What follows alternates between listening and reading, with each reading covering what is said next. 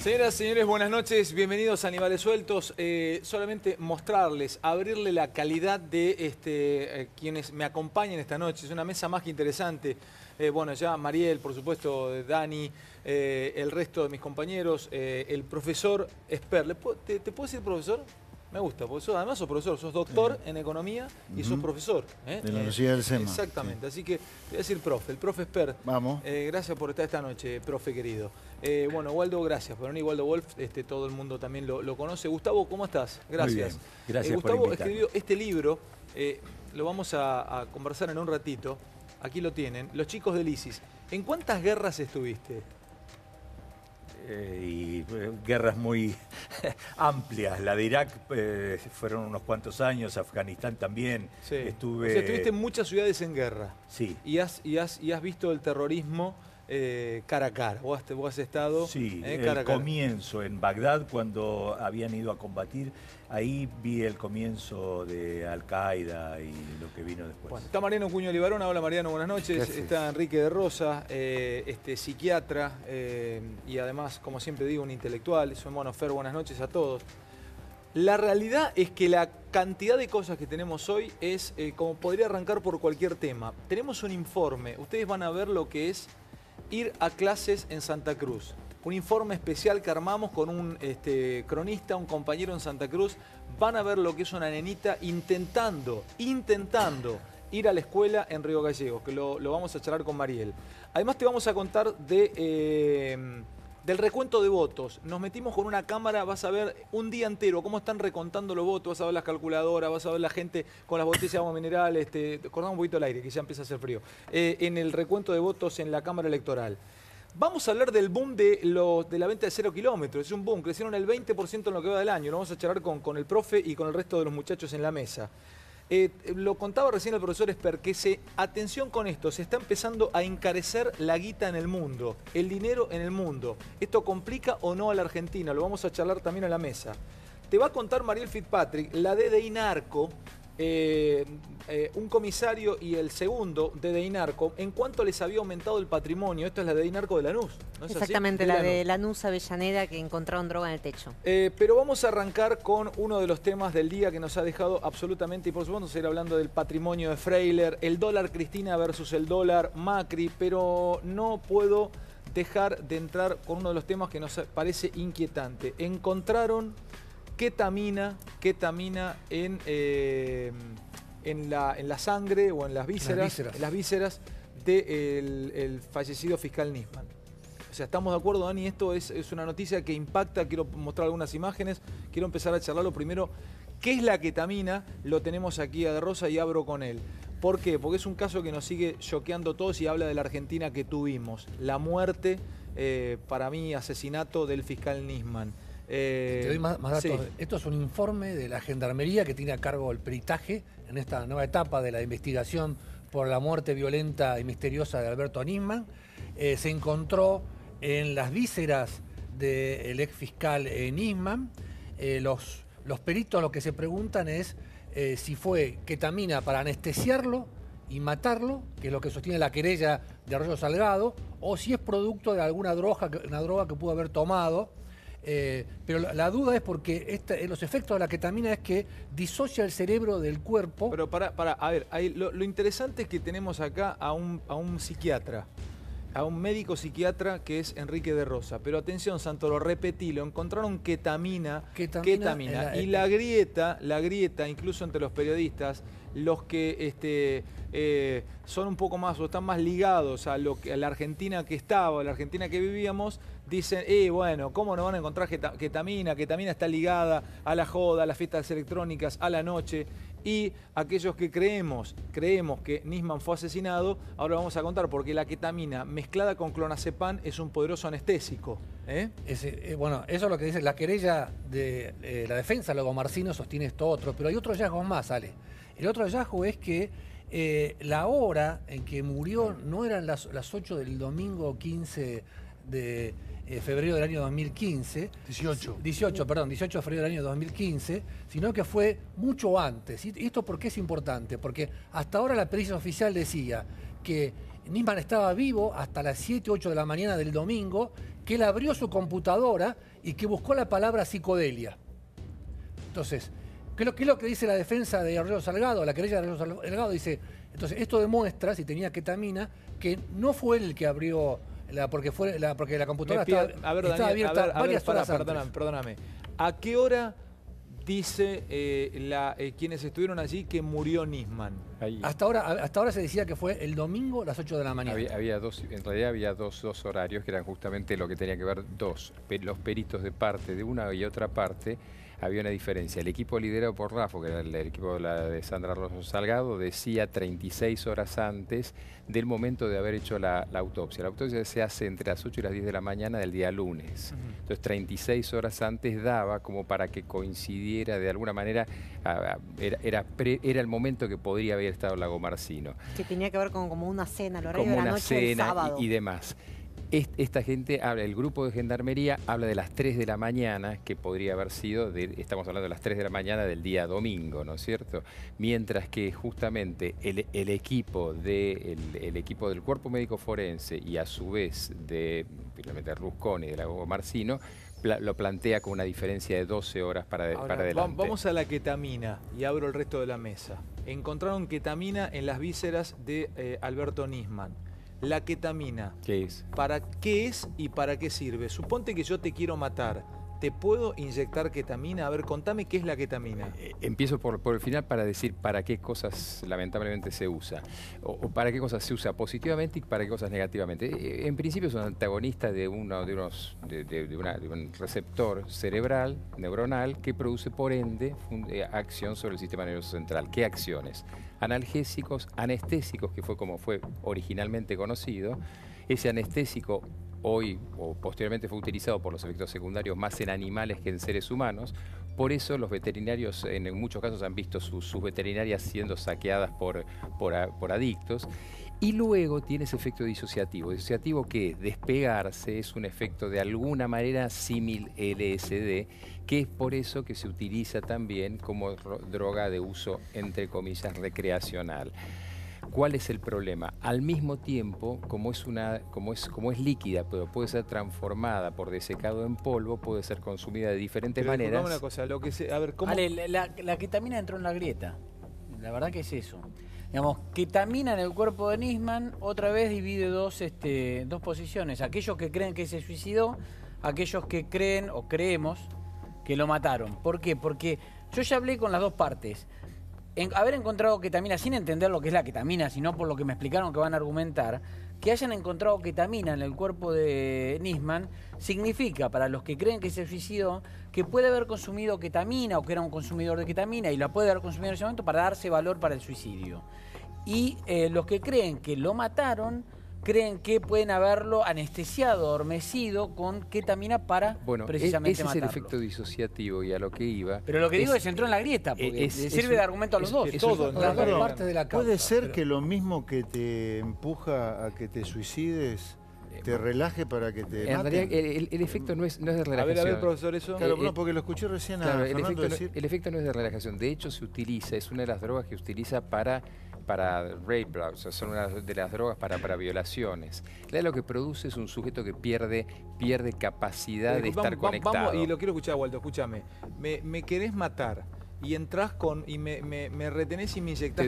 No, ni te inyecto, te doy un líquido, como no tiene gusto, te puedo dar hasta un líquido que en definitiva te provoca un estado disociativo con pérdida de control de voluntad y en definitiva sos mucho más manejable. O sea si hubiera habido una tercera persona, dale María. No, Nisman no hubiera ofrecido resistencia ninguna. En esa hipótesis. Te baja la barrera de la voluntad. No, sos muy maleable. Es más complicado la derecho. lógica, drogarlo y después matarlo. No sé, a mí me parece muy conjetural todo, pero fíjate, entran, le dan el trago, lo toman para que baje la guardia y después lo matan. Mariano, si hubo una tercera persona, o una segunda persona, perdón, en el departamento de Nisman, o una tercera en realidad, que le hizo tomar esto, lo disoció, como dice el doctor de Rosa, para que entre otra persona y lo mate. De suicidio. Para montar la situación de bueno, para armar la escena, digamos, de la muerte. Eso de la computadora, que según la querella de Arroyo Salgado, que sería falso, que otra persona fue la que buscó la palabra psicodelia en la computadora a las 7 de la mañana. Si lo anestesiaron, no hubo otra persona. Esto de todos modos es un informe parcial de Gendarmería, los dos informes. El informe final se va a conocer antes de... Lo que no tiene discusión es que había ketamina. Había ketamina, eso no, no hay discusión. Waldo, había ketamina. A ver, Waldo, no, yo primero que esto es un trascendido y hay que esperar el resultado oficial de la primera pericia que se va a hacer de la Justicia Federal, que fue ordenada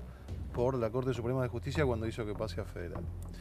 Pero me parece que si es cierto lo de la ketamina, no hay que tomarlo como un hecho aislado. Acá hay un montón de cosas que hay que analizar.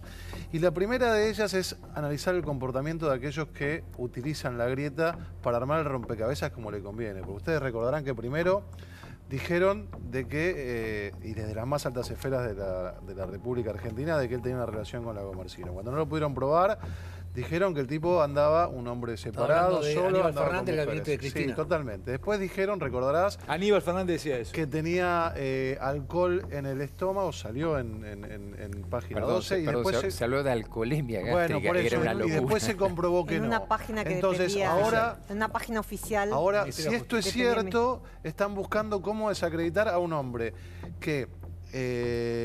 entrevistando y llamando a declaración a todos los testigos alrededor de él, nadie dice que era un hombre que se drogaba.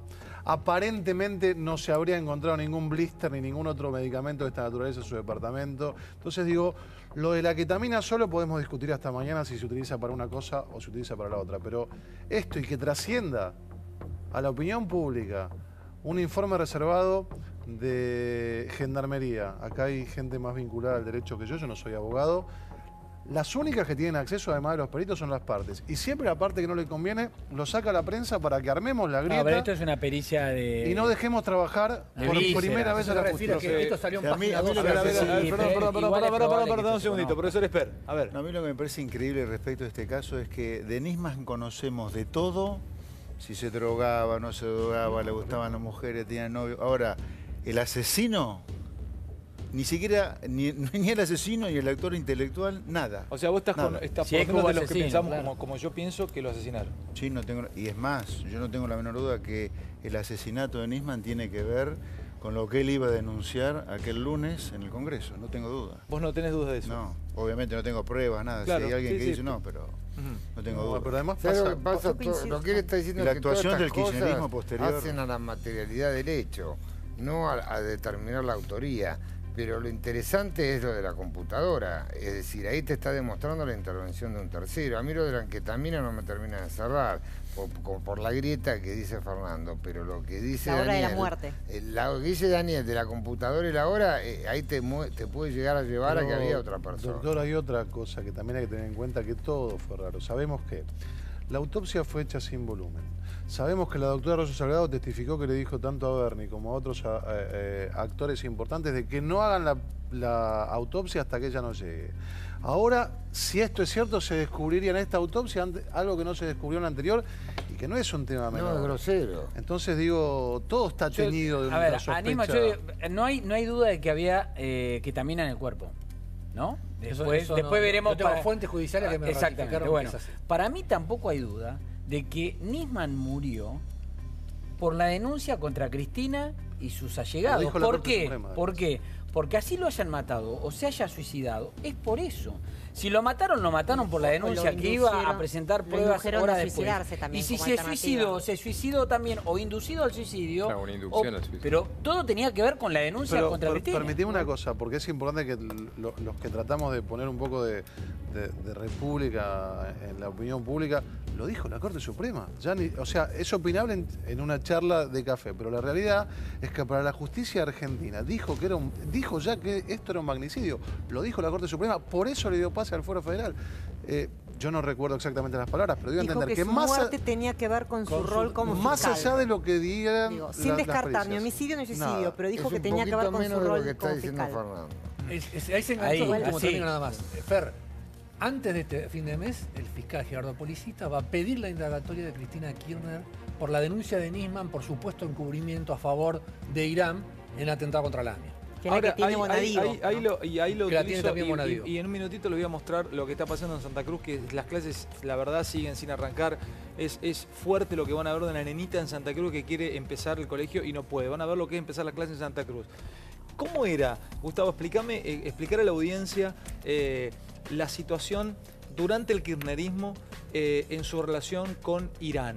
Porque se expresa que después hubo un cambio de paradigma con respecto a Estados Unidos y la relación con Irán. A ver, dame un pantallazo general para entender cómo entendés vos, desde tu conocimiento, la relación de Argentina y básicamente con Irán. El contexto internacional tenés que verlo en un acercamiento, después de muchos años de confrontación por el programa nuclear iraní, en el cual Estados Unidos se acerca y finalmente llega a un acuerdo. Esto implicaría que cualquier país occidental o que esté más o menos alineado de este lado, como Argentina, tendría que haber acompañado esto. El kirchnerismo rompe eso, va en un momento parecía como que había una confrontación al principio. Discúlpame, el mundo, la geopolítica, en la época kirchnerista acá, no tenía una relación, o sea, no lo veían a Irán con buenos ojos. En el primer momento.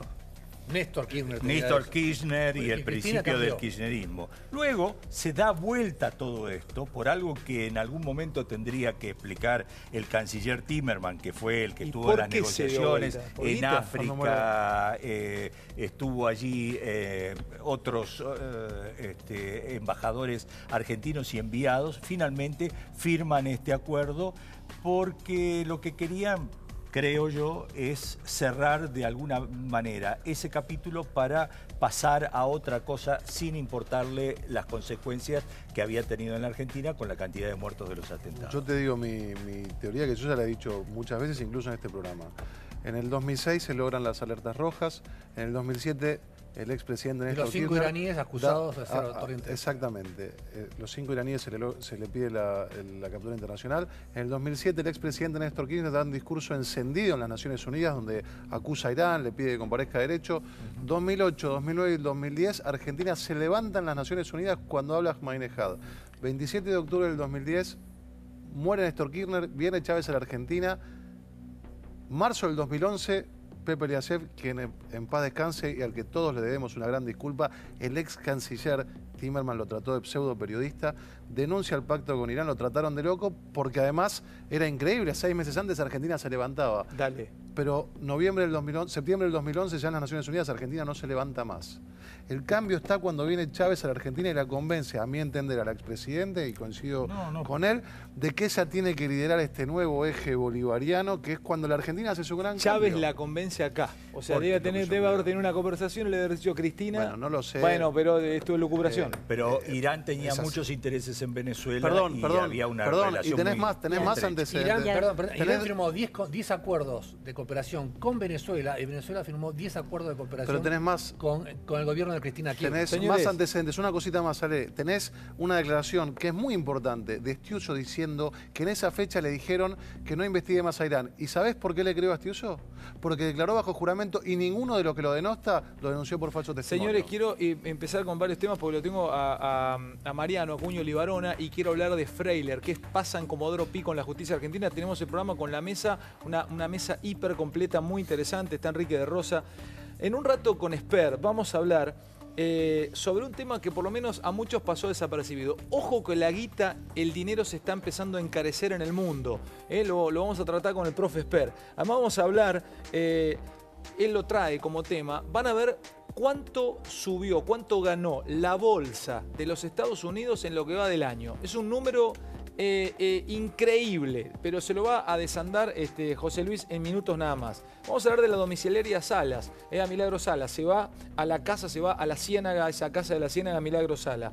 Te vamos a mostrar un caso de gente que recicla computadoras hechas pelota para poder ponerlas en funcionamiento y dársela a los que no tienen. Vamos a hablar de la venta, del boom de la venta de 0 kilómetros. Levanta Argentina, por lo menos en ese punto, 20% subió.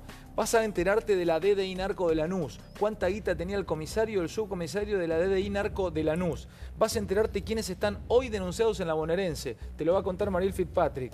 Pero además vas a enterarte de lo que está pasando en Venezuela, pero hablamos de educación. Ayer vino el presidente del Banco Mundial, el coreano Jim Yong Kim, y dijo que la Argentina, si no tiene un cambio general en la educación, no tiene salida. Les voy a mostrar lo que pasa en la provincia de los Kirchner, en la provincia de Santa Cruz, en esto que me va a presentar Mariel Fitzpatrick con un cronista que hizo esta nota. Seguimos a una nena que quiere ir a la primaria durante varios días. Fíjense lo que es levantarse a las 6 de la mañana en Santa Cruz, en Río Gallegos, y llegar a la escuela y que te digan que no hay clases. ¿Es así la presentación? ¿Voy por ese lado? Sí, en realidad el ciclo lectivo, aunque no lo creamos, empezó en Santa Cruz formalmente anunciado el 14 de agosto, esta semana. Pero no hubo todos los días clases por distintos motivos y además las escuelas tienen muchos problemas edilicios porque hasta ahora hubo, en lo que va del año, 104 días de paro.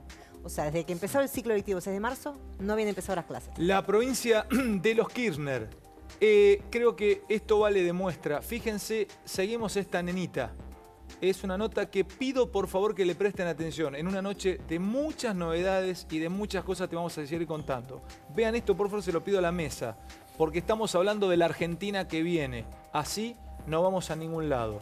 Vean la historia de esta chiquita. Pequeña muestra de lo que es Santa Cruz hoy. La verdad que sí, comenzaron las clases para algunos chicos.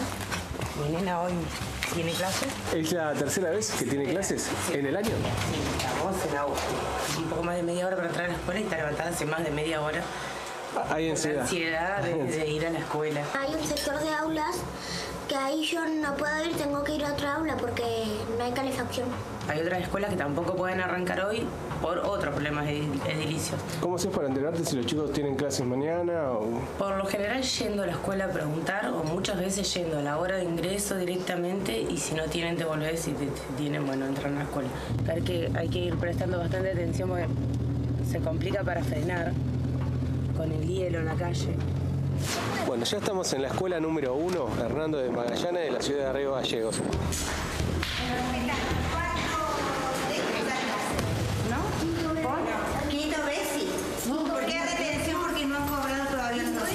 Entiendo muchísimo el reclamo del sector docente porque, bueno, ahora estamos en agosto, todavía no cobran, todavía no se soluciona su conflicto salarial. Pero bueno, acá tenemos la otra parte también, es la emoción, la ansiedad de los chicos, o sea, de que de repente se levanta la medida, de repente, bueno, empezamos la escuela, vamos a tener clases, llegar y no, y tener que volverse a la casa. ¿Es la primera vez que pasa esto? No. ¿Tu nene ya tenía clases en esto lo que fue el año? No, no tenía. ¿Es el primer día de clases? El primer día de clases. ¿Con toda la ansiedad? Con toda la ansiedad, el entusiasmo de ellos, pero lamentablemente es así. ¿No vas a tener clases, parece? Te tenés que quedar en tu casa. Yo voy a tener que acostarme a dormir otra vez y no quiero acostarme a dormir. ¿Tuvo clases, Irene? No. ¿Qué pasó? Sí, no sé, ¿viste? Parece que el profesor no tiene ganas de trabajar. ¿Y cómo se enteran si tienen clases o no antes de venir? Llegando acá. Llegando acá. Venir, levantar al chico, venir hasta acá. Una vergüenza. Acá uno se entera si tiene clases o no. Exactamente. Era el primer día. Salió una cosa y venía acá y otra cosa. ¿Era el primer día de clase de su nene? Sí, desde que comenzó las clases iba a ser su primer día, pero lamentablemente lo tenemos que ir vuelta a la casa. Y que están de retención de servicio porque no cobran. Pero lo más lindo que el martes la traje y me dijo que a partir del martes no hacía más paro hasta enero y bueno, hoy llegamos y no. Estamos hablando de una de las profes de la escuela. ¿A qué grado va tu nena? Cuarto grado. Cuarto grado. Ella todavía no vino ni un solo día a clase. ¿Era su primer día de clases? Sí. Ustedes entienden, ¿no? Esto es Santa Cruz. Le quiero mandar un saludo a Diego Andrade, nuestro cronista allí, con un extraordinario informe. Estamos en agosto. Las clases tendrían que haber empezado en marzo. Estamos en agosto. Un nenito volvió a la casa y dijo, bueno, me vuelvo a ver televisión. O sea, en agosto no tuvieron un día de clases. Es que en realidad... Esto es increíble. Teóricamente o sea, te decía, vamos? el ciclo lectivo empezó el 14 de agosto oficialmente. ¿Qué pasó? El lunes había muchas escuelas que además era post día de elecciones, que pasó también en otros distritos, no funcionaban. Esto que te decía, los problemas edilicios, porque las escuelas no estuvieron ocupadas, no estuvieron mantenidas. Y también después, el martes teóricamente había clases, pero como no cobraron todo lo que correspondía a los docentes, también algunos deciden seguir con el paro. El miércoles fue feriado por San Juan Bosco. Y jueves y viernes eran otro día de clases con alternancias, porque recordemos que el reclamo de los docentes no es un aumento salarial, es cobrar en tiempo y forma los retrasos con los que venían sufriendo. De hecho, la propuesta de aumento salarial fue 0. Bueno, era 3% que la rechazaron, 3%. digamos, Baradel acá, ¿cuánto reclamaba? El 35, ¿no? Después se cerró en 20 y pico. El 3% que la rechazaron. Y finalmente, a partir de numerosas negociaciones con el Ministerio de Educación de la Nación, la última oferta con fondos de la Nación fue el 7% escalonado. Y van a seguir las conversaciones, todavía no está solucionado. Santa Cruz, a ver, Santa Cruz, la provincia de los Kirchner, ¿no? 8 meses y los chicos no han empezado las clases todavía. Santa Cruz es la provincia de los Kirchner, los mismos que crearon las PASO, ellos mismos las degradaron a la nada y ellos mismos se quejan hipócritamente de un hipotético fraude. El kirchnerismo, que se solidariza con los familiares de las víctimas de Barcelona y sin embargo no han largado una lágrima por los asesinatos que comete Maduro en Venezuela. El kirchnerismo, que habla maravilla de la juventud maravillosa, desde los 70, de los asesinos. O sea, los Kirchner son esto. Y Argentina es un caso particular de esto, porque Argentina, en estos 70 años de decadencia, ha destruido su educación. Ahora, la educación de Argentina no está destruida por casualidad, sino por causalidad. Acá es la clase política que ha destruido la educación para tener un pueblo que no piense o que piense con los pies, no con la cabeza, para poder gobernarlo diciendo cualquier pavada.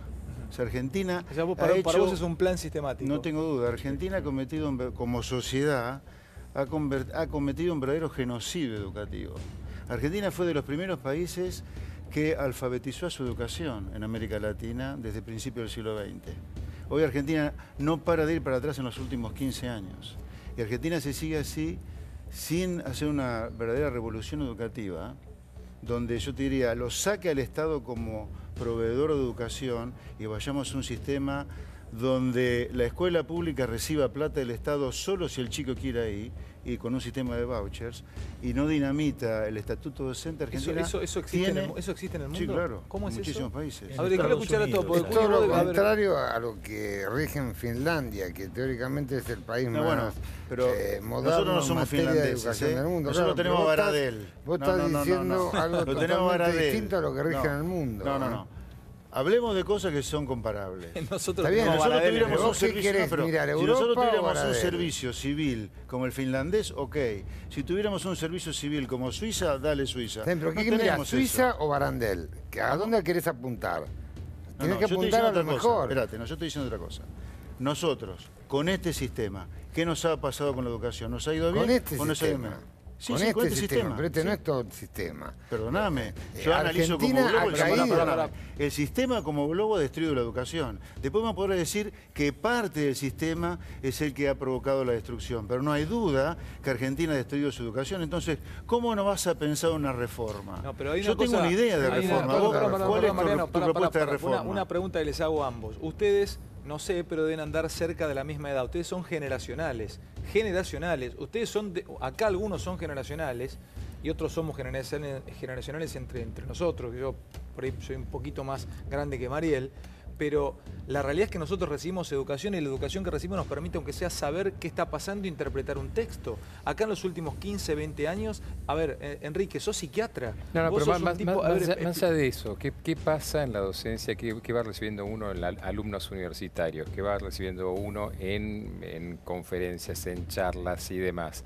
La incapacidad de captar, resumir y condensar una idea, porque quizás estamos en una discusión bizantina. Si entendiéramos que el cerebro es como un músculo que se entrena y que recibe, y si no tiene entrenamiento, no es solamente la modalidad o la cantidad y demás. Vos hablaste de un coreano.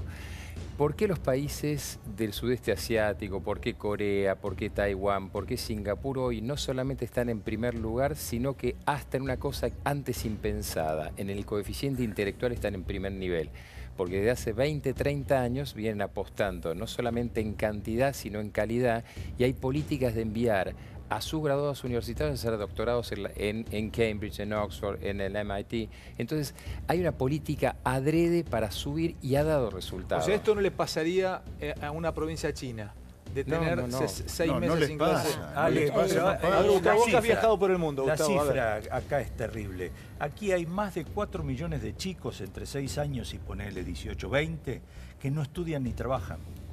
Entonces ahí la escuela o el sistema educativo tiene que ir a una emergencia total y absoluta. Es imposible hacer otra cosa, porque vos tenés que sacar a una cantidad muy, muy grande de chicos que no han ido nunca a la escuela o han ido muy mal, o estos chicos que tienen ahora 6 meses sin clases. Más de la mitad de los chicos que ingresan a la secundaria no la terminan. No, es un drama. Y este es un drama en un país destruido como Siria o Irak por una guerra, pero no puede ser un drama similar. Vos has caminado ciudades entre escombros, bombardeadas, ciudades en guerra. O sea, vos has estado en Mosul, en Faluya, en distintas ciudades. Sí. Contame, en esas épocas de bombardeo y de guerra, ¿igual se intentaba seguir impartiendo clases? ¿Cómo era eso? Siempre hay ejemplos, hay cosas.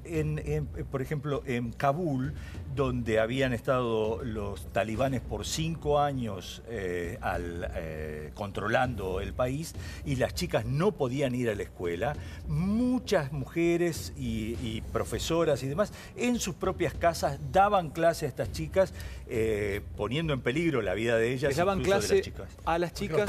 Los talibanes lo prohibían, ¿no? Los talibanes prohibían para que no se pierda la propia educación. Pero por supuesto, y había muchísimas. Y cuando abrieron las escuelas para las chicas, fueron cantidades enormes de chicas a la escuela, casi todas de la población que tienen clases desde entonces, y además de muy buena calidad. En otras ciudades en Irak durante la guerra, apenas paraban los bombardeos, la gente salía, cada uno y también vi escuelas que daban clases. Alejandro, la mayoría que estamos acá somos egresados de escuelas públicas, de universidades públicas.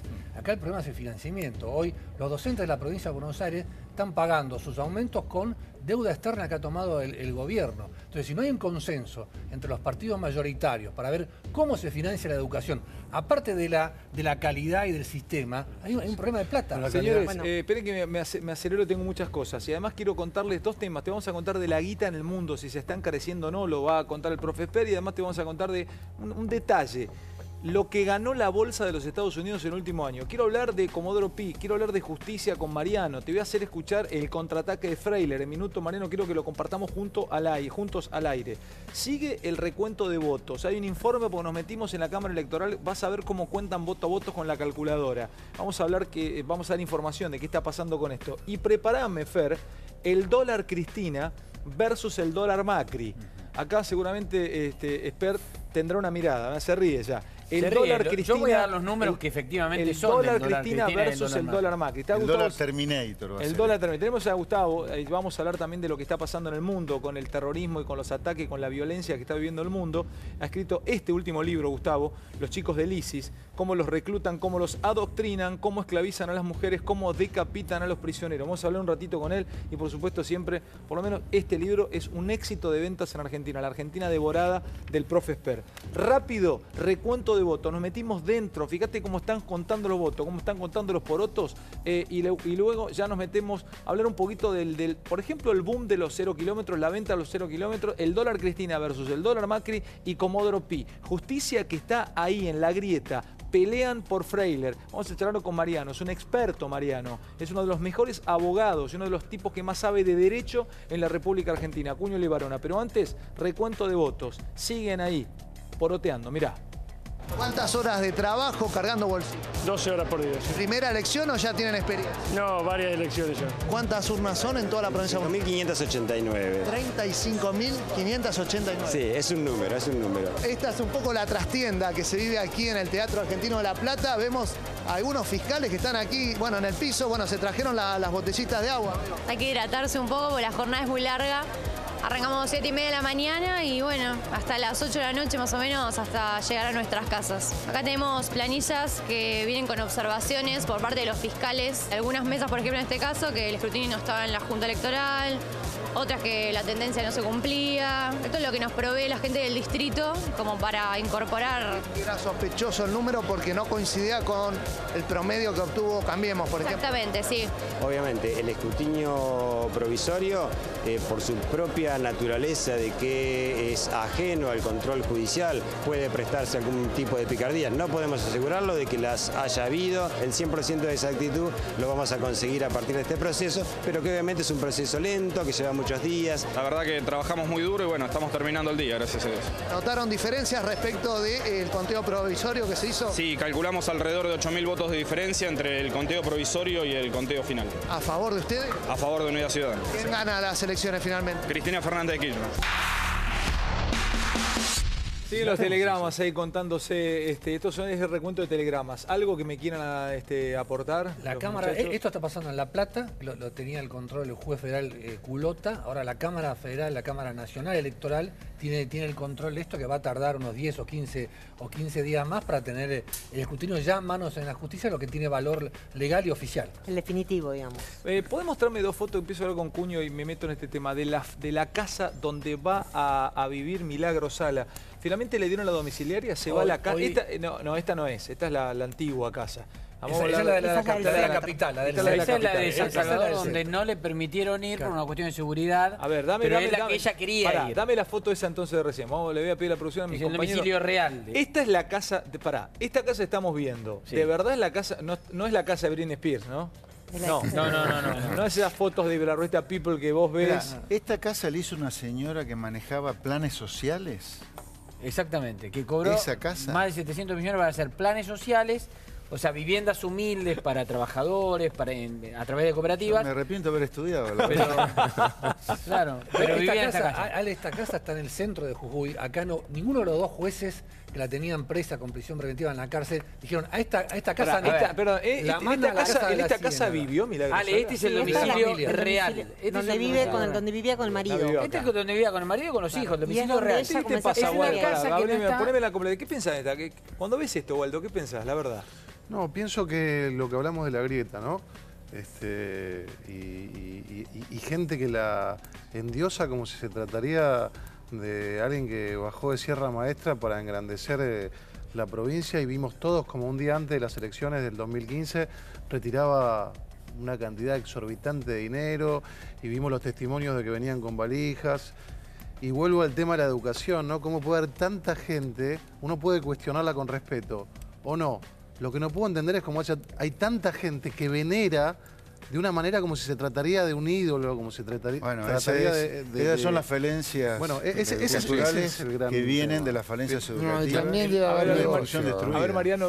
No, que también para explicarle. Esta casa estamos viendo es la casa de donde va a estar viviendo ahora. Esta es la casa que adelantamos acá. O sea, esta es la casa de la detención, esta es la supuesta cárcel. Es más grande el terreno, ¿no? Sí, bueno, por eso. Este domicilio, en realidad, esta casa es la única que está a nombre de Milagro Sala, porque Milagro Sala tiene propiedades por más de 40 millones de pesos, pero en realidad la única que está a nombre de ella es esta en La Ciénaga, la que dicen que mandó a romper toda porque no quería ir ahí para que se la nieguen. Ahora, ¿no? poneme la foto de esta casa, pero la desde arriba, del dron. Te hago una pregunta, Mariano. La casa del fin de semana. Esta casa, acá va a estar presa Milagro Sala. Sí. Mariano, te consulta.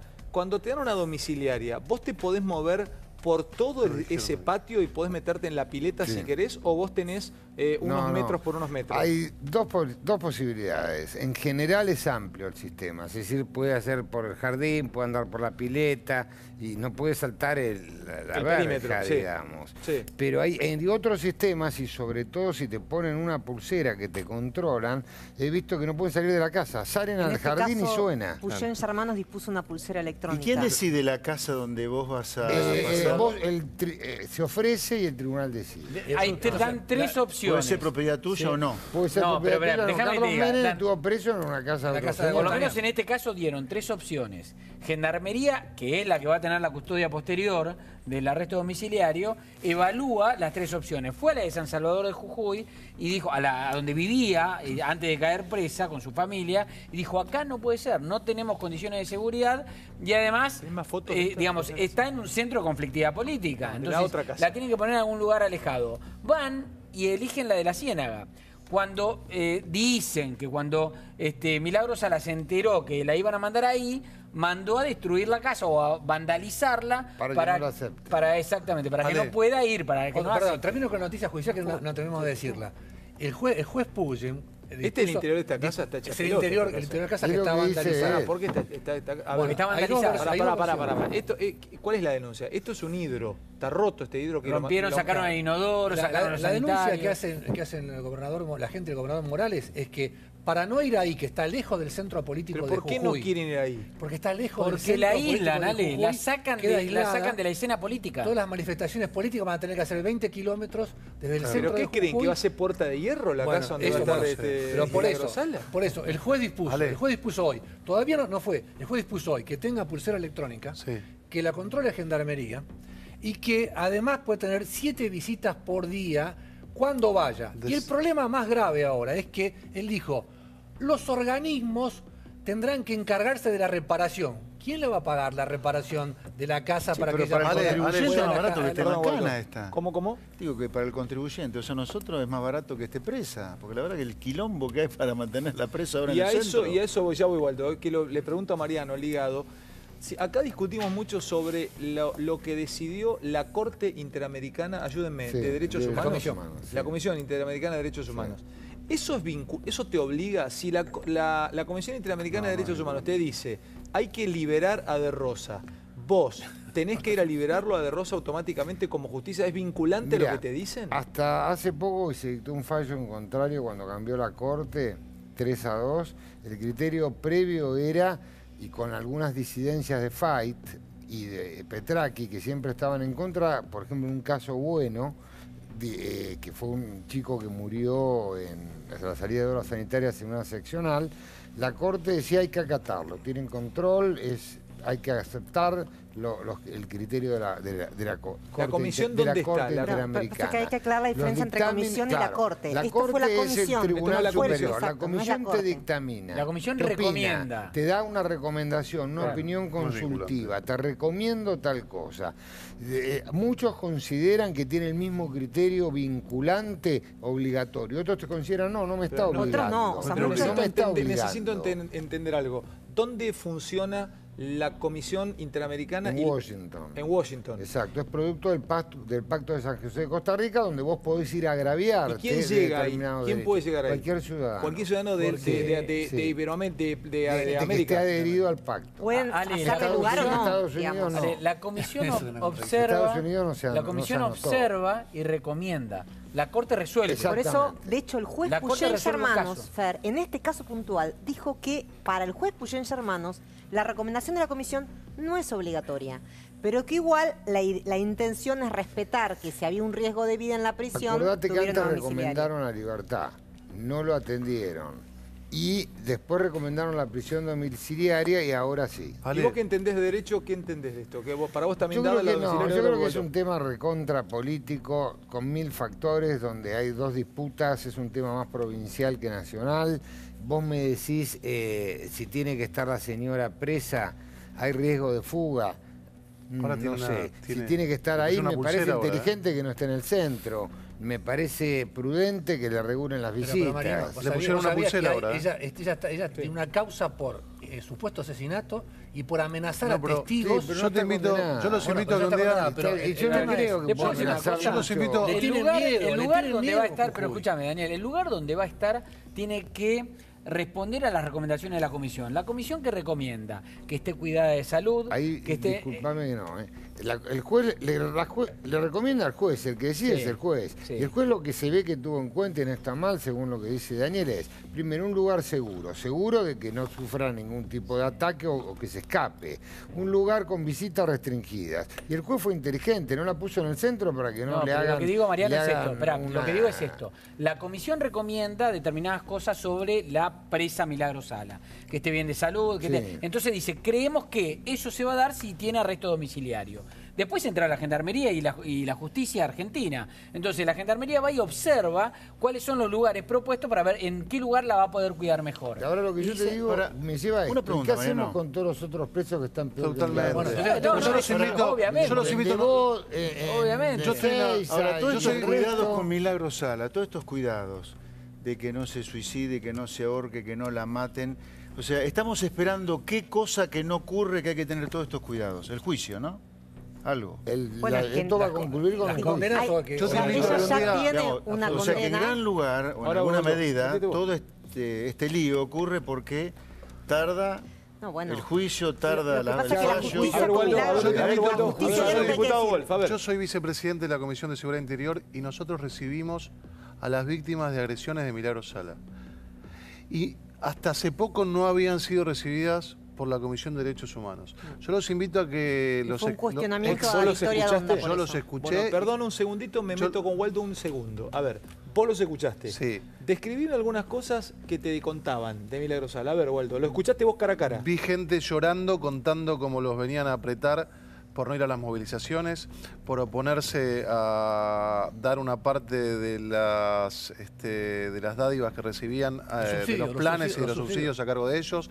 Vi gente que nos contaba que le pegaban a la madre y a los hijos porque iban a reclamar las escrituras de las casas que les daban a ellos. Y te digo, estuvo en los medios esto, estuvo muy exhibido, fue un momento desgarrador, estuvieron en el programa Intratables. Gente grande. Claro, lo interesante es ver quién es la víctima, si Milagro Salas o las personas ¿Sabes que cuál es el están efecto ¿no? Milagro Salas de hoy?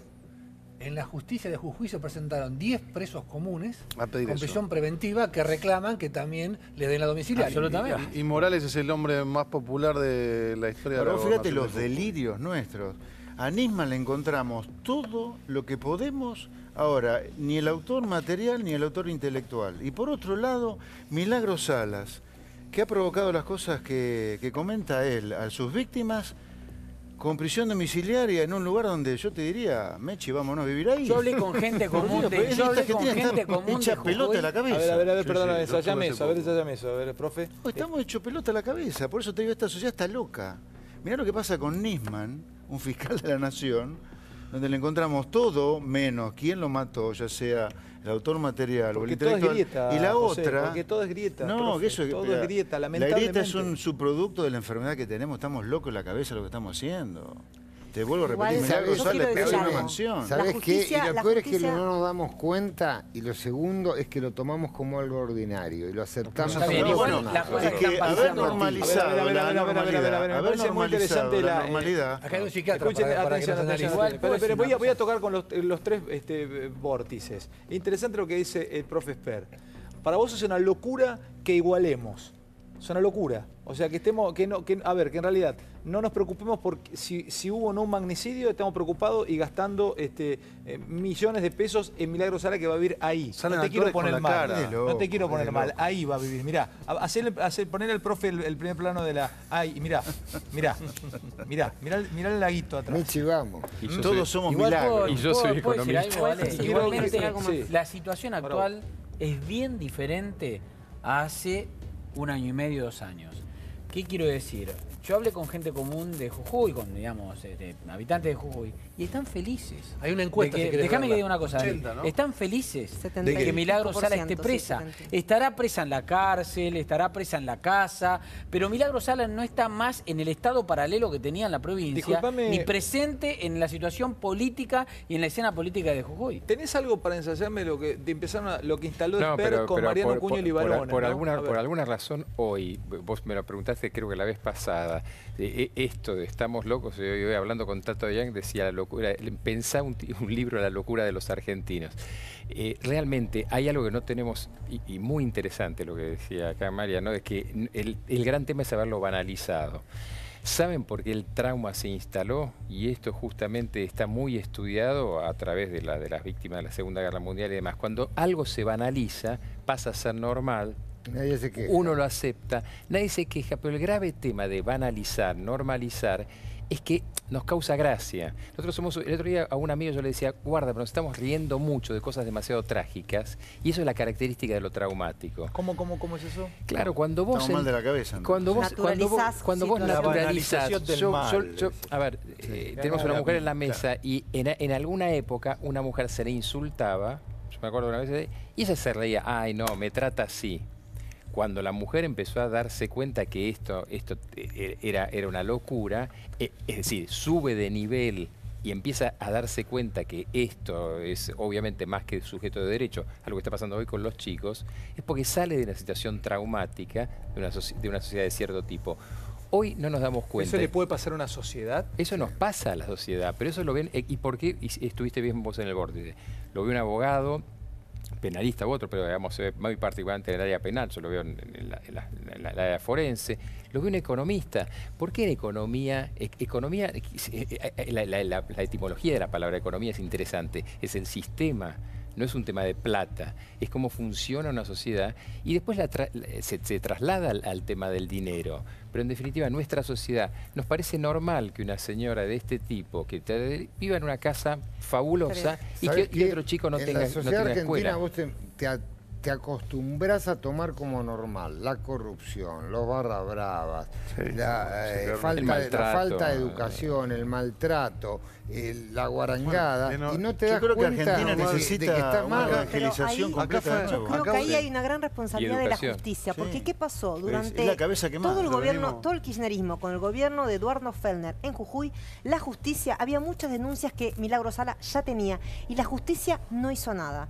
La justicia empezó a actuar recién después del cambio de gobierno. Entonces se naturalizaron situaciones y las víctimas no pudieron ni siquiera ir a denunciar, porque no había justicia que las escuche. Waldo, bancame un segundo porque quiero pasar a otro tema. Cerrá vos, dale. No, yo coincido con Esper de que es un proyecto de banalización total. Así terminó Venezuela. Tenías un loco que te decía expropiese y terminaron ahora expropiando el Congreso. Y acá tenías, hablando de un economista, un loco que le hacía un juicio penal a un economista como Todesca, que decía cuánta inflación había, y tenés una expresidente que no daba entrevistas a los periodistas y todo parecía normal. Entonces, cuando te diste cuenta, ya cambió absolutamente que dijo que teníamos todo. menos pobre que Alemania, Aníbal Fernández. Y otro que rompía diarios en y nos reíamos de eso, decíamos, mirá qué payaso, cuando la condena debería haber sido, pero durísima. Miren, ¿sabes qué? Voy a enganchar con Venezuela, porque iba a ir a otra cosa que nos parecía común, que un comisario tuviese millones. Nos parecía, bueno, puede ser, o sea, no que, ¿por qué no puede tener millones un comisario? O sea, los heredó, tiene campo, tiene familia de guita, pero no, gente que llegaba a la policía o a la fuerza de una manera, sobre todo en la bonaerense, y en poco tiempo vos lo veías casa en Pinamar, casa en Cariló, lanchas. Bueno, también eso va ligado a la justicia. Vamos a hablar de Freire en un rato, porque hay una grieta también en Comodoro Pi. Pero dame Venezuela, dame lo que pasó hoy en Venezuela. Otra cosa que está absolutamente banalizada. O sea, otra cosa que entró en la grieta. Vos sos K y no decís nada de Venezuela. Y vos sos de Cambiemos, sos de otra fuerza política y condenás Venezuela. No, es terrible pensarlo así. Venezuela vive una definitiva dictadura. Ocurre esto y nadie lo dice tal cual es. Vean lo que pasó en Venezuela hoy. Dame, a ver, vamos a explicarlo fácil. ¿Quién me lo explica después de ver la imagen? Algo así como que armaron un parlamento paralelo. Es como que mañana viniera el gobierno argentino y dijera, che, a partir de mañana diputados y senadores no funciona más. A partir de mañana se llama Asamblea Constituyente. Los eligió el Poder Ejecutivo. Los elige el Poder Ejecutivo. Bueno, vamos a hablarlo con él. Y después me voy a meter con lo que está viendo el mundo, con Gustavo Sierra, que ha escrito este interesantísimo libro. Además te vamos a contar algo de economía, un tema que va a disparar José Luis Esper, el profe Esper. Pero antes, esto pasó en Venezuela en estas horas. Es una locura. Disolvieron definitivamente el Parlamento. Vean. ¿Qué pasa ahora si la Asamblea Nacional dice que no reconoce este decreto de la Asamblea Nacional Constituyente, que además van a convocar mañana a una sesión acá mismo en el Parlamento? Bueno, es bueno que trabajen, pero que trabajen apegados a la Constitución. Ellos esperaban ser disueltos, no fueron disueltos. La Constituyente lo que les está obligando es a convivir con el poder constituyente originario, pero tienen que trabajar apegados a la Constitución de la República Bolivariana de Venezuela, respetando las leyes de la República. Ellos tienen que funcionar de forma correcta. Ellos no pueden tomar un espacio para los cuales se les eligió, que es legislar, no pueden tomar ese espacio para dar golpes de Estado. Y quiero entonces aquí hacer un inciso. El único golpe de Estado que se dio en el año 2002, cuando ellos disolvieron todos los poderes constituidos en Venezuela. Interesante, me plantea mi amigo y compañero Edison Nino, que escribió justamente este libro que representa, creo que en algún punto Argentina, Locos de Amor, Odio y Fracaso. Es el libro del Mito Valdivia. ¿Qué pensás de esta mujer, Gustavo? ¿Qué pensás de esto que está pasando en Venezuela? Es la traductora de Maduro, en realidad. Es lo que hizo en los últimos años esta mujer, que fue la canciller, que protagonizó aquí algún escándalo. Bueno, el punto es que Venezuela no está en una guerra civil como quiere plantear Maduro y que por lo tanto tiene que tomar medidas extraordinarias, sino que hay una revuelta popular contra una dictadura. Eso es exactamente lo que sucede allí. Al mismo tiempo, tiene una estructura de Estado que por eso subsiste en este momento en el cual ya no tienen las ganancias del petróleo que tenían y que con eso... ¿Cómo se terminaría esto? A ver, ¿qué? Condenándola... la columna vertebral son las Fuerzas Armadas, que de la misma manera que en Cuba tienen el control prácticamente de la economía, también lo tienen en Venezuela. Y como sucedía en Paraguay en la época de Stroessner, que cada una de las ramas de las Fuerzas Armadas tenían un control de una frontera, también ocurre eso en Venezuela. ¿Cómo es eso? Claro, son grandes negocios que se los reparten. Entonces cada uno, la guardia... Contrabando... Claro.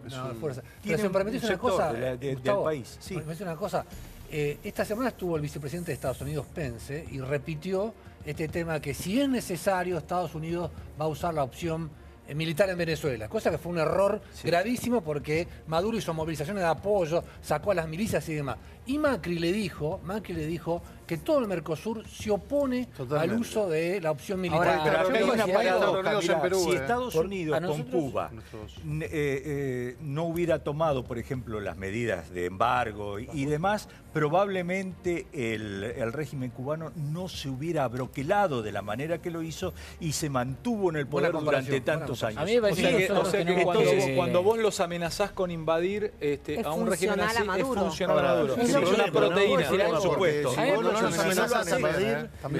amenazás con invadir, se abroquelan. Ahora, si no haces nada, ocurre un genocidio también. Exactamente. Como que... Perdón, tengo a Carnota, perdón. Dame un segundito, tengo a Carnota y tengo a Mariel y a Dani, dale. Lo que yo digo, nosotros tenemos que solidarizarnos con el pueblo venezolano, repudiarlo, rechazar todo lo que está pasando. Hablan de república, no hay república. ¿De qué república están hablando? No hay república. Disolvieron el Parlamento. Pero lo que tenemos que es horrorizarnos de lo que nos pasa a nosotros con la dirigencia argentina. Hay una enorme cantidad de dirigentes argentinos que no repudian lo que está pasando en Venezuela. Vale decir, o sea que si están de acuerdo con lo que pasa, podrían estar de acuerdo. Pero déjame que diga una cosa. Muchos hipócritas que sí se solidarizan con los familiares de las víctimas en Barcelona, Cínicos. Bueno, pero por eso digo, es terrible, porque si no repudian lo que pasa en Venezuela, no tengo que pensar que no lo repudiarían si pasase acá. Adelcy Rodríguez. De hecho, no lo repudiaron. Adelcy Rodríguez, que la viste recién. No lo repudiaron. Parece una sketch de Capusotto de todo.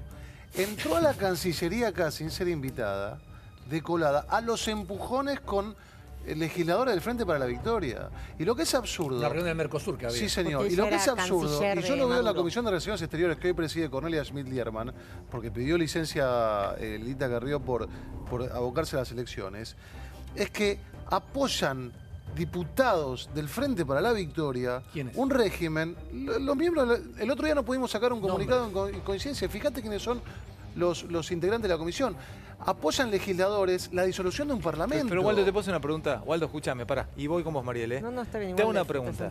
Fuera de joda. Cuando estás charlando, cuando vas a la cafetería del Parlamento, o cuando estás saliendo del baño y te quedas charlando en un pasillo, ¿los tipos realmente dicen lo mismo off the record? El grupo más radicalizado de lo que es la cámpora, sí.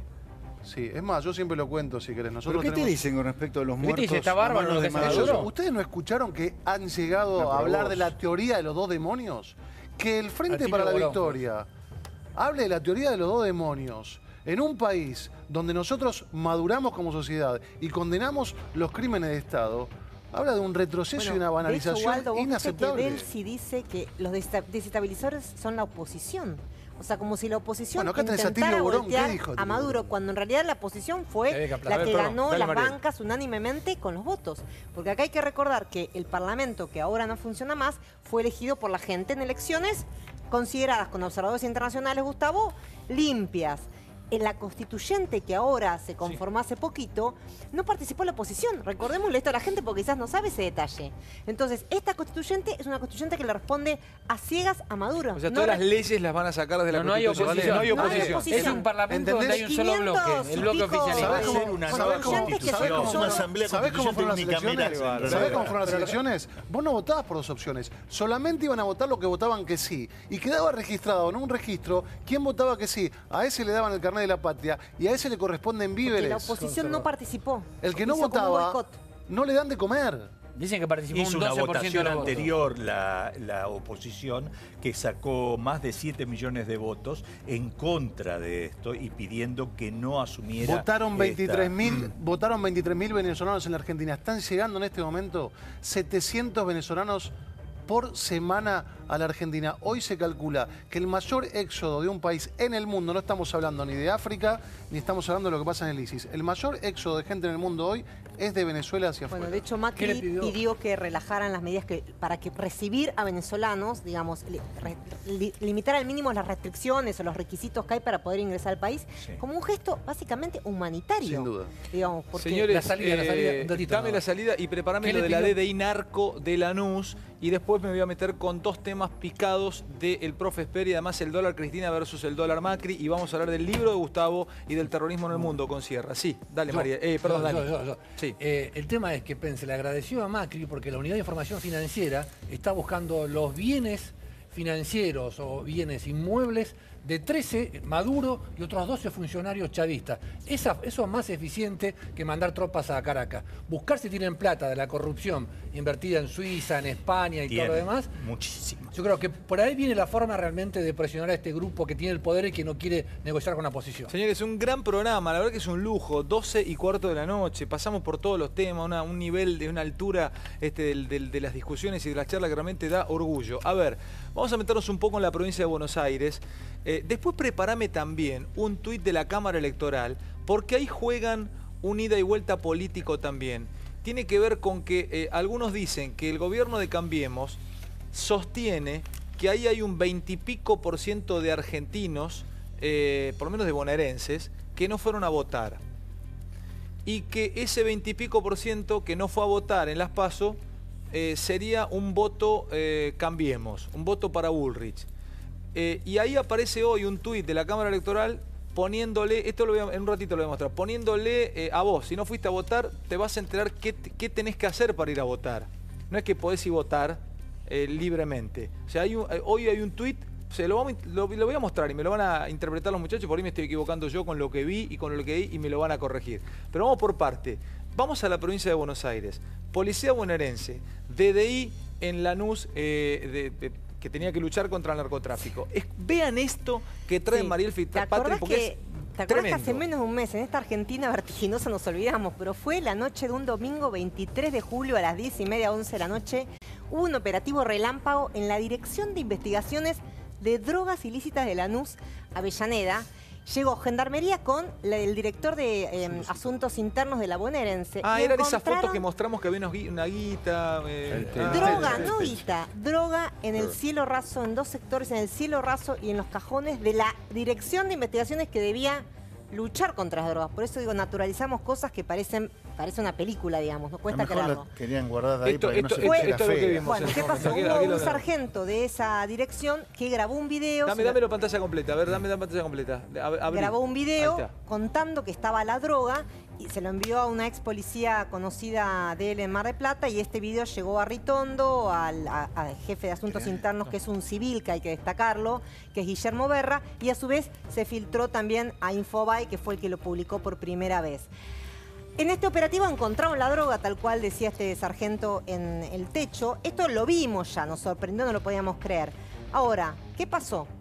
Por un lado, Asuntos Internos desafectó a 5 policías, entre ellos el jefe y el subjefe. Obviamente que como mínimo tenían la responsabilidad, si quieren decir no sabíamos nada, eso estaba sucediendo en la dirección.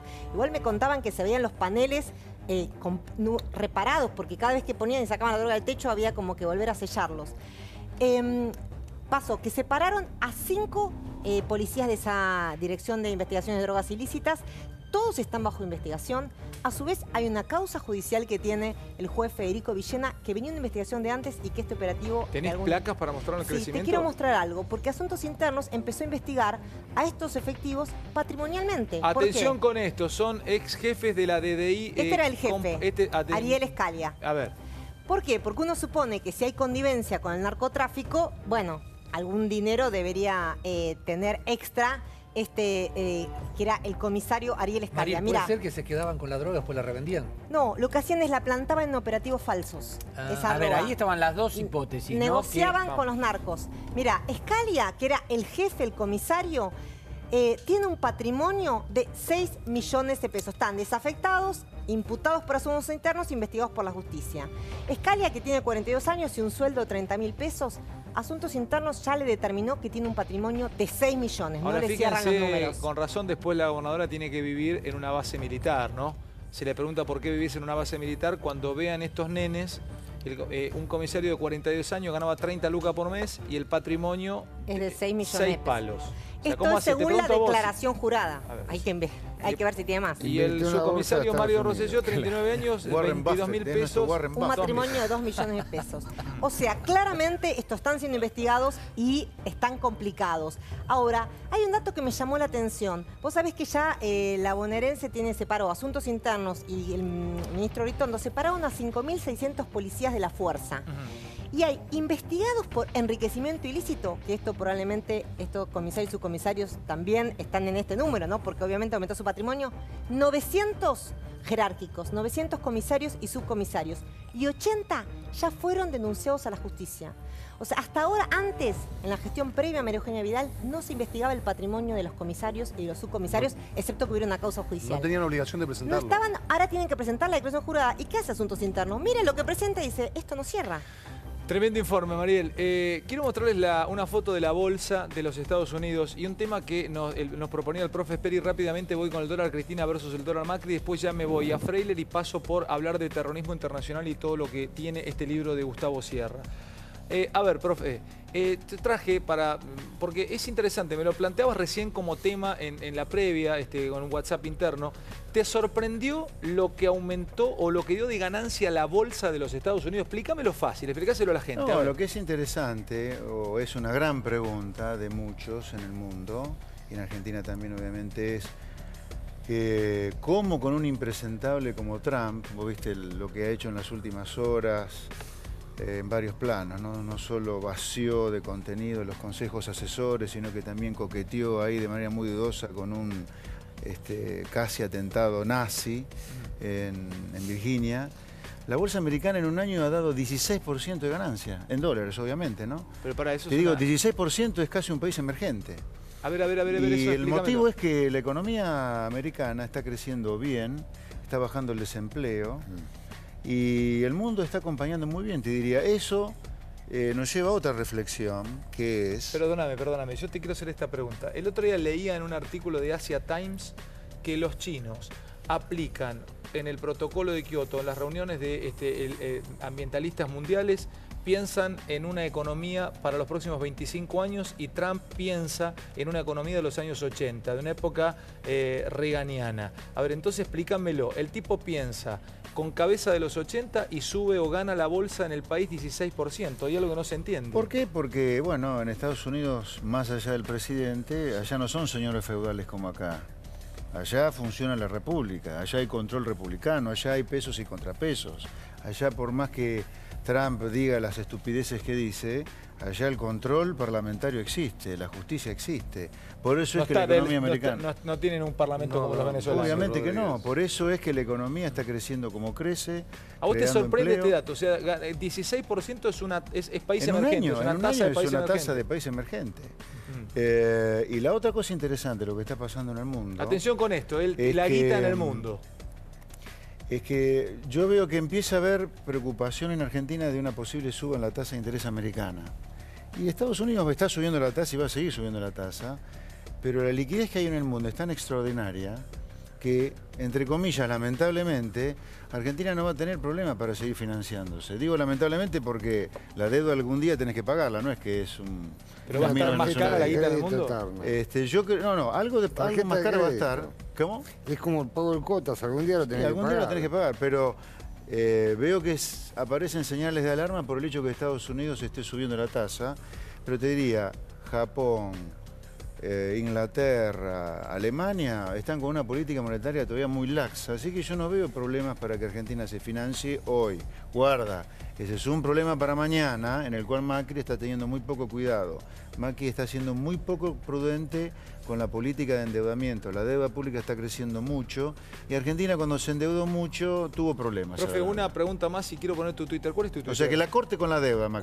¿Cuál es tu Twitter? @JLexpert. Ahí lo voy a poner abajo para que los que te quieran seguir. Ayer estuve cara a cara al presidente del Banco Mundial y tú le dio un espaldarazo enorme al gobierno de Macri. ¿Qué debemos leer con que uno de los líderes mundiales como Jim Yong Kim venga y abiertamente apoye al gobierno como lo apoyó? Lo que se instaló en el mundo, yo no sé si es adecuado, yo no sé si es tan cierto, es que Argentina, si ganaba Scioli, terminaba siendo Venezuela. Argentina en el mundo es un país muy grande. En el mundo tenés 200 países. Argentina, con el PBI per cápita que tiene de 600.000 millones de dólares, es el país número 30. De 200 países somos el 30. Por lo tanto, somos un país que todo el mundo mira. Sí, en términos per cápita no tanto. Estamos abajo, estamos número 56. Me haces ir a dormir agrandado. No. Me voy agrandado. Profe, me voy agrandado. Me voy agrandado. Estoy 30, profe. 30 en el mundo. Estoy 30 en el mundo. Estamos bien. Entonces, un país importante como Argentina, que había miedo que terminara como Venezuela, creo que un poco exageradamente. Para mí el macrismo hace mucho con esto, pero yo creo que no era obvio que termináramos como Venezuela.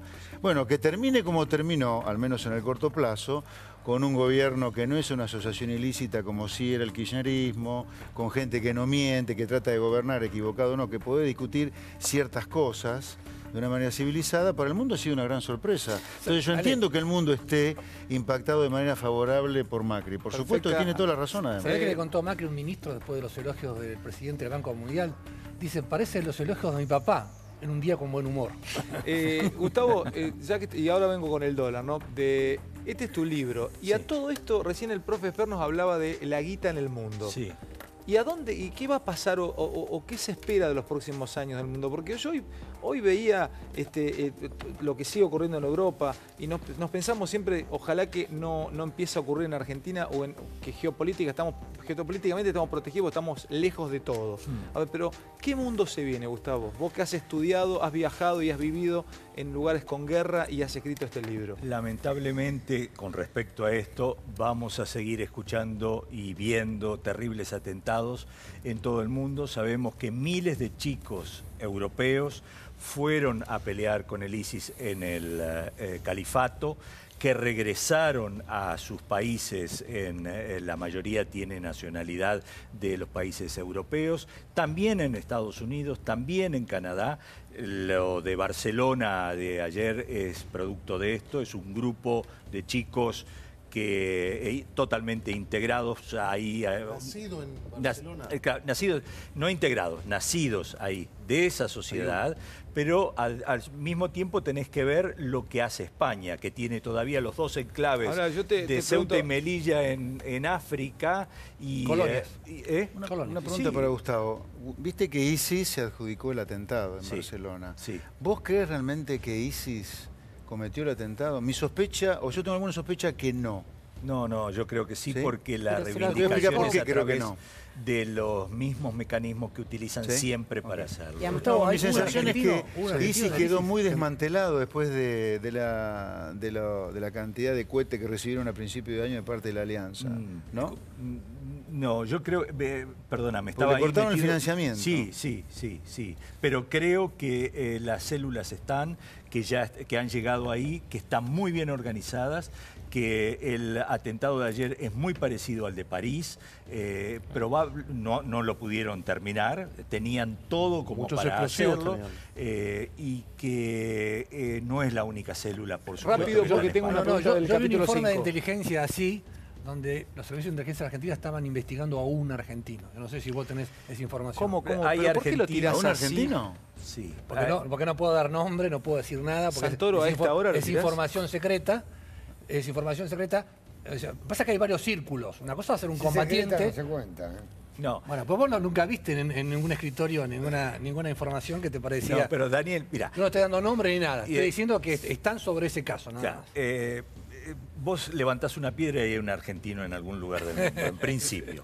Luego, en España hay una persona, un sanjuanino, que está en un juicio por ser parte de un grupo que reclutaba gente y que tenía relación con los marroquíes, probablemente alrededor de lo que hemos visto ayer, que son 5 o 6 Gustavo, te marroquíes. quiero aprovechar esto. En el capítulo 5 de tu libro, que aquí tengo, que voy a leer también el fin de semana a los chicos del ISIS, dice sauditas versus persas. Sí.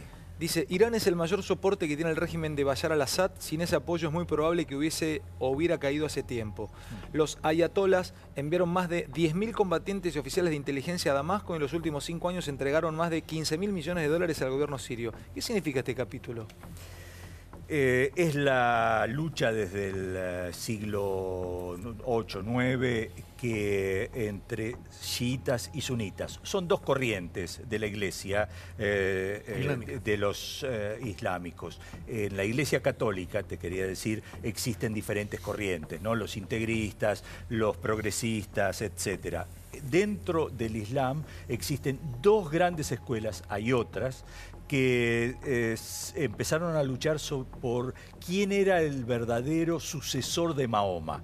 Entonces, los chiitas se crearon, se encolumnaron con el yerno, Ali, que finalmente ha sido el mártir, y esos son los chiitas. Y los sunitas son los que, de la Suna, los clérigos que querían continuar con una línea. ¿Irán es chiita? Irán es chiita. Los chiitas, el 80% de los musulmanes del mundo son sunitas, pero el 20% de los chiitas están concentrados entre Irán, el sur de Irak, un poco en el Líbano. ¿Y el ISIS? El ISIS es sunita. El ISIS es sunita. Sí. Bueno, quiero 2 minutos antes, porque después seguimos después del corte.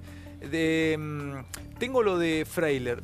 Me mostraste, hay una frase de Freiler, el contraataque de Freiler, lo quiero tocar con eso. ¿Cómo está Comodoro Pi con Freiler, Mariano? ¿Está dividido? ¿Cómo está la cuestión ahí? Mira, está el audio, quiero que escuchemos el audio juntos. Ya parece, lo volaron a Freiler. Van por jueces corruptos o complicados, según la mirada del gobierno. Escuchen lo que dijo Freiler hoy, que salió a contraatacar. Creo que lo de ayer, bueno, es un corolario y la continuidad de la saga de los dichos del presidente, desde que dijo expresamente que los jueces que no opinasen como él iban a tener que ser removidos y que iban a buscar jueces que se alineen en su pensamiento. Hay muchas causas sensibles ahí en la sala que integro, las conocidas como TESUR, como Los Sauces, Obra Pública. Hay muchas causas en las cuales es muy probable que haya algún interés en que sean llevadas de una forma o de otra. Estamos realmente ante un problema muy grande de calidad de democracia y de posibilidad de que realmente caigamos y que nos salgamos de un Estado de Derecho. A ver, un tipo como vos que camina a tribunales hace mucho tiempo, Mariano, absolutamente. Es más, no sé cuál es tu ideología política, no la quiero conocer, no quiero engrietarte. Sí, yo no la conozco. No, de verdad, porque creo que si te tengo que ubicar, no te puedo ubicar, Entonces, casi te diría que no sé si una mirada aséptica, pero es una mirada por afuera del sistema periodístico que todos pensamos de una manera u otra. A ver, ¿qué te parece esto que a Freiler lo hayan sacado a través de una votación en Consejo de Magistratura, como debe darse? Después se discute si estuvo bien o no. Mira, tiene muchas lecturas. Vos lo podés ver, se cumplieron las formas, se cumplió un protocolo, se cumplió la ley, y ahí es donde muchos cuestionan. Pero por otro lado hay mucha satisfacción, porque bueno, recurrimos a un método kirchnerista, diríamos, y logramos un objetivo, que era poder removerlo a Freire. Yo creo que nunca en un Estado de Derecho vos podés triunfar vulnerando la ley. Lo cierto es que, en definitiva, se logró lo que el público. ¿Se sabe y en demás... Comodoro Pi, usted, de los que caminan Comodoro Pi, ¿Saben quiénes están en la joda y quiénes no? Mírame. Vos tenés distintos tipos de jueces, no solo en todos lados, en Jujuy, en muchos lugares. O sea, vos tenés se sabe quiénes son jueces, delincuentes y quiénes no. jueces. Viste, a veces pagan justo por hablando pecadores. criollo, ¿no? Claro. Mira, yo pedí 6 juicios ¿Chorean políticos. o no? Vos pediste 6 juicios políticos. 6 juicios políticos y tan mal no me fue. ¿Cuántos ganaste? ¿Cuántos se dieron? 4. Yo pedí ¿Y uno. se fueron? Se fueron. ¿A quién pediste vos? Bernasconi, ¿te acordás? ¿Lo echaron De ustedes? Coppola. ¿Por Y el yo hice pedido la tuyo? denuncia. Dale, Bernasconi. Intervine en Trovato. Sí, dale. Intervine en Fascionato Márquez. Sí. Intervine en Galeano. Intervine en Ollarvide. Son todas, pero es difícil. Ah, no hay que meterse con vos entonces, cuño. No. Yo quiero mucho la justicia. Yo tengo y cuando me parece que hay actos que no corresponden con la justicia, hay que... El problema que tiene Freire es que tiene que demostrar cómo tiene toda la plata que tiene. Sí, ahí hay que hacer la distinción, que no es una acusación por sus fallos, sino que es una acusación es de por la malversación. plata que tiene Señores, encima que no tiene cómo demostrar. Claro, ¿Vos tenés pedido uno? ¿A quién? Al juez Rafecas. ¿Vos? En conjunto con Lilita Carrió. ¿Vos le pidieron un juicio político? Yo le pedí Dice, juicio político. ayer lo contaba, no, anteayer, Mangel, que van por Rafecas Pedí ahora. juicio político porque tergiversó información en la presentación de la desestimación de la denuncia de Nisman y porque yo le hice una acusación porque de su teléfono me amenazaron y porque está probado que él me hostigó y me intimidó personalmente de su teléfono, él lo confesó. Señoras, ¿Lo confesó? Sí. Van por, ¿te acuerdas? Era Rafecas, Ana Figueroa de la Cámara Nacional de Casación Ergos. y el juez Ergos. La Pero semana vos que viene fíjate ponemos al juez los Ergos. temas, ¿no? ¿Para qué no sigo, Mariano? Ergos es un tema acoso de personal. Acoso sexual, y sí. demás. A nadie por su después del corte, ¿alguien tiene para vender algo fuerte? ¿Vos Debido. No hablamos de tu amigo Debido. ¿25 indagatorias hay para Debido? 25 indagatorias. 25 indagatorias. ¿Te vas a entrar alguna de las 25 indagatorias de Debido? Pará. Te la contamos por el corte. Pará, no te me vayas. 25 Pará, no se la muestre. Pará. Tengo acá, mirá. Escuchame lo que te voy a decir del otro lado. 25 indagatorias en el mundo Debido por barcos de gas o barcos con gas. Barcos con gas. Regasificaciones, barcos que venían a la Argentina, en el medio Dromi, cosas raras. 25 nombres, 25 indagatorias que en minutos te vas a entrar después del corte. Quédate porque es picante lo que tenemos para mostrarte. Y lo que te prometí, el tuit de la Cámara Electoral. Si vas a poder votar o no, si no votaste en las PASO. Ya. Prepárame el tuit y prepárame algunas de las citaciones de video antes de irnos. Mirá este tuit de la Cámara Electoral del día de hoy. Rápido. ¿Podemos compartirlo? Elecciones 2017, Cámara Electoral. Si no votaste en las PASO, vas a poder hacerlo en las generales del 22 del 10, pero tenés que justificar por qué no votaste. Y esto está tomado como un caso, como un hecho político, porque el gobierno pensaba que muchos que no fueron a votar en las PASO son votos que serán para Bullrich. Así que hay una contestación de la Cámara Electoral que el lunes vamos a desandar y a tocar. Porque Pero yo digo, ¿qué hace si vos no justificás por qué no votaste el día de las PASO? ¿Qué pasa? ¿Podés votar o no podés votar? Yo entiendo que votar podés no. igual. Lo Y que si pasa no, es que vos tenés que justificar porque no votaste, pero igual no impide el voto. No es un requisito sí o sí. ¿Cuál es el enforcement de esto? Yo voy a decir, lo que te está diciendo es esto, hay una ley electoral que te está diciendo, si vos no votaste, tenés que ir a justificar ante la justicia ¿Pero electoral. podés votar o no? Pero podés Infernal votar justificado igual. Vas y votás. Bueno, está mal redactado. Si no, lo que te está diciendo es si justificás, votás. No hay ningún requisito para votar en octubre. Si no justificás, votás igual. Perdón, no entiendo. Pará, tenemos un abogado acá. Perdón, Mariel. Cuño, vos sos abogado. ¿Qué interpretás? ¿Voy a votar o no? Que ahí lo que te dice es tenés que justificar. Y si no justificás, y si no justificaste, ergo, esto es castellano, no es ser abogado. Es el mensaje es no votar. No, te lo dejo bien. No, pero pará, te lo dejo en joda. Podés votar igual en octubre, de hecho nadie te reclama el troquel que te dieron. Podés votar, lo que pasa es que te queda pendiente que vos faltaste en la votación de una elección para el momento. Es solamente un recordatorio. Claro, es un recordatorio, pero no es una inhibición. No tiene capacidad operativa. ¿Pero vos decís que se puede votar? No estoy seguro. Yo tampoco. Yo creo que sí, porque si no estarías... Yo estoy seguro porque conozco casos. No justificaron ni votaron igual. Exactamente. Bueno, yo creo que si se cumple la ley electoral y estás en un padrón de que no votaste, estás en una infracción. Vos lo que decís es que... No, nos vamos. No entró debido. Lo dejamos para el lunes. 7.000 millones de dólares en sobreprecio. Dame un nombre que va a tener que ir a la indagatoria. Bueno, uno. Bueno, Debido es uno. Cameron. Dromi, 28 de septiembre. El hijo de Dromi, Roberto Barata. Bueno, listo. Nos quedamos ahí, el lunes seguimos. Seguimos el lunes. Gran programa, chicos. Gran programa. Gracias por haber venido todos. Gracias, Mariano. Gracias, Enrique. Gracias, profe. Placer. Gracias, Waldo. Gracias, Gustavo. Gracias, Mariel. Gracias, Dani. Gracias, Fer. Nos vemos el lunes, de verdad, por acompañarnos como cada noche. Es el programa de ustedes desde hace muchos años. No se olviden de eso. De ustedes. Chau.